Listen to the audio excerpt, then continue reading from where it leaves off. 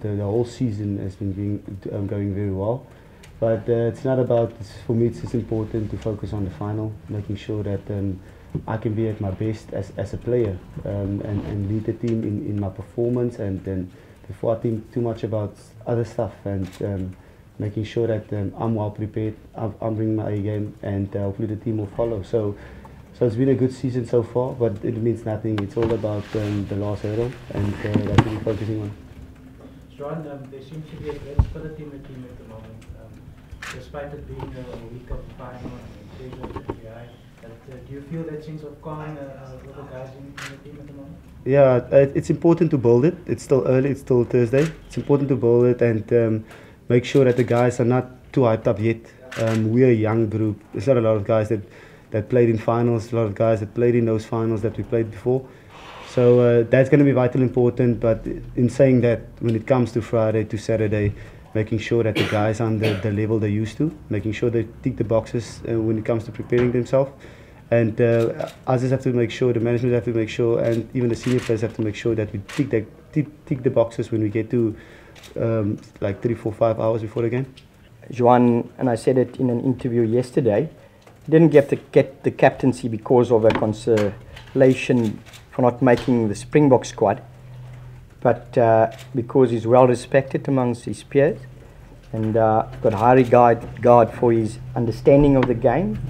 I have high regard for him as a person, and I think that's the biggest attribute about John, is prepared to sacrifice himself for the team and putting the team first. And with his experience, been a youngster coming into the system. I think John went on his first Super Rugby tour when he was 19 or 20 years of age, 19 years of age, youngest player that I've known, and grown immensely from that.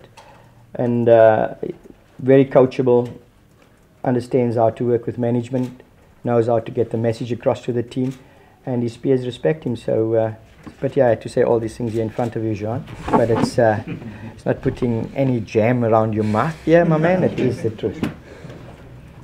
John, the honour of Barbarians coming up shortly. Your thoughts on that? When it comes to that, I'm not too focused on that. I'm only going to think about it when it comes to the 26th of October. So, but I know it's exciting times to going to be working with those coaches and players. But for me, it's most important about Saturday, and only Saturday at 5 o'clock. So after that will come with after that. Alistair, earlier in the week you spoke about how last year in the build-up you guys might have been too emotional leading up to that final. Can you explain how things have been different this year? How have you taken the emotion out of it? Yeah, I think there's already, when you play at home in a final, there's already emotion in that. And if you still add one little thing, just your final captain's meeting, and last year we had mentors handing the jerseys to the players, so it's just unnecessary pressure, and we've been very relaxed this week. The focus was solely on our processes and what we've been doing. So we did what we normally do, normal captain's run. No going to a special place. It's just the same things that we've been doing throughout the year. Will you be handing out the jerseys yourself? Normally we only hand our jerseys to the new caps, and we've got no one new in the team. And it will be the same old captain's run meeting on a Friday. Nothing special, nothing new. Alistair, what's actually for both of you? Going into the Currie Cup season, Taylor Wakefield made the statement that after the Super Rugby and after last year, winning the Currie Cup is a non-negotiable. I mean, you guys have performed immensely throughout this campaign, but is that, what do you take from that going into another home final, and that almost an expectation that you have to win? I don't know what you want to hear from that. Do you think that inspired me, or that made this team? I really don't know. But people can say what they want, and the administrators can say what they want to, and they've got all the right to do that. But this is a team and players, whether we've come through a bad patch in Super Rugby, we've always been driven by their standards and by their personal standards. And we knew fact and not emotions what went wrong, and that was rectified. And we don't just pitch up here for a new season and think just let's hang in there again. We had a purpose, we had a plan, and this is 3/4 there. There's one hurdle to go, and that is Saturday. John? I've got the same answer. This team will never be driven by fear. It's driven by their own standards and ambition because they're true professionals. Just last thing that I might mention about this scrum has been a big thing. Just want to mention, and this is fact, I don't operate on hearsay and emotions, on fact only. Mr. Craig Joubert has blown for us against the Lions here. And Mr. Jaco Paper blew the game away. And in both matches, we had 25 scrum, both teams altogether. We conceded 4 penalties, and they conceded 2 or 1. So I don't know what the issue is. Fortunately, we've got the best referee who will never be put under pressure by opinions out there. That's why he's number 1. And he will look at the scrum processes, whether the alignment is solid and is legal, and he'll reward dominance.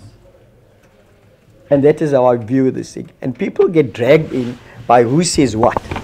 And for us, it's just to look at the facts. How many penalties have been conceded? Who is legal or illegal? And it's a matter of watching both sides. And that's how I know Craig Joubert is. He'll want the processes to be followed, shoulders out, giving enough space, and no preconceived idea by some ref assessor that he's got to please and say, watch this person, he's at an angle. He'll make sure that everyone's shoulders are out, square, give it a fair chance, and the one that is then dominant will be rewarded. So please, people, let's make sure that we're fair and and look at both sides. And that's game on. Are you concerned that the who says what is coming from someone who's supposed to be impartial, maybe? Say again, Steve? The things that have been said is coming from someone who's supposed to be impartial. You should tell me. You wrote the article in the paper this morning, didn't you? Sorry. Oh, I don't know who, but it was in the Burger that... I mean, every forwards coach from every province is quite a tough and no-nonsense approach. So don't come tell me one oak is supposedly a no-nonsense approach. They're scrumming better than the other side, or necessarily would be scrumming better than the other side. Like I said, facts, 25 scrums. We probably conceded 4 penalties, and they probably conceded 2 penalties.